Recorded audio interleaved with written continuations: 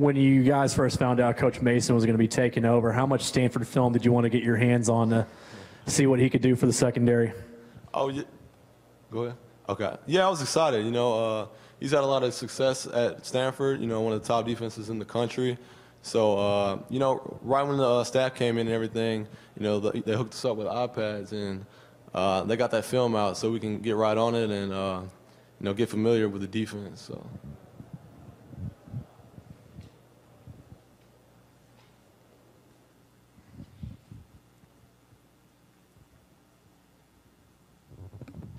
How you doing? Good.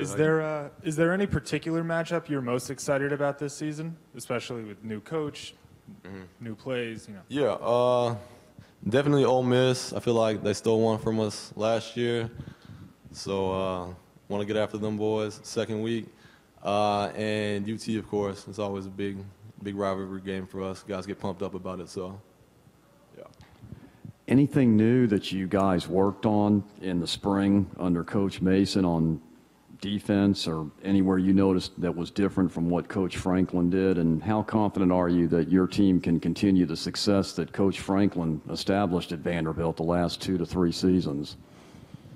Yeah, we switched from a 4-3 to a 3-4, so we got a couple guys changing positions. We got guys like Kyle Westman, Caleb Azubike, Jimmy Stewart, Stephen Weatherly, Landon Stokes, Jonathan Wynn, guys that played DN initially. But I feel as if they're making a smooth transition to that outside linebacker position because, you know, they're really good football players. They weren't just good DNs. You know, Coach Mason has had a lot of success over there at Stanford, and so I feel as if he's got his own formula for success, and bringing that over here and implementing it, I feel as if we will be very successful. Over here on the left. I was actually going to ask about the 3-4 switch too, but I got another one. So okay. Expectations. You know, expectations. Franklin had set the bar very high, and he hit that with you guys now. So what are the expectations? You only have 4 returning starters coming back on defense. You're switching schemes. You've got new coaches. What do you expect to achieve? Yeah, we lost a few guys, but you know, I look overall, we got a lot of talent out there, a lot of young talent. Probably, I feel as if one of the more talented teams that we've had as far as like guys and like depth. So. You know, really guys buying into, you know, Coach Mason and his expectations. You know, he's saying SEC championships. And, you know, guys are, like, buying into that. And guys, you see guys putting in the extra work, you know, after practice or, you know, after workouts or, you know, guys even coming in on weekends, you know. You go out there on a Saturday around, like, 11, 12 o'clock, and you see, like, 20 to 30 guys out there. So, you know, guys are constantly working. You know, guys are hungry. And, you know, I feel as if we're going to be successful with that mindset. The goal is obviously, I mean, you want to win championships. I mean, but is that something that now it's talked about even more than maybe it was over the last few years?